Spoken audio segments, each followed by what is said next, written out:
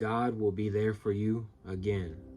I want you to take a moment today and take a look back in your life, not with regret, but with reverence to what God has done, because David did in the chapter that we're going to read here today, 1 Samuel chapter 17, verse 37. And it says, "Moreover, David said, the Lord who delivered me from the paw of the lion and from the paw of the bear, he will deliver me from the hands of this Philistine." At this time, David was not king. He was just a regular shepherd boy who came initially to deliver his brothers some supplies for the war.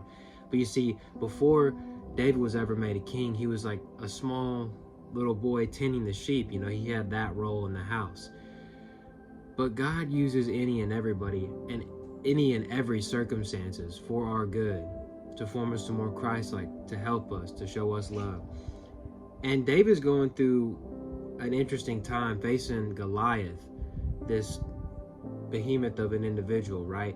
But he recounts back to the times that he had in his life where there was uncertainty, danger, maybe some fear in there. And he remembers how God delivered him every time. See, there's times in our life where things are filled with uncertainty. I know I've faced many times in my life as a young man, even, where I think, man, this is all over. Like, I surely thought my life was going to end, or this is it for me. But God has showed me a new road and bailed me out more times than I can count. So I know that you have a situation in your life where you thought, I don't know how this is going to work out, I don't know how it's going to play out, but it did, because God is looking out for us all the time. He's looking out for us.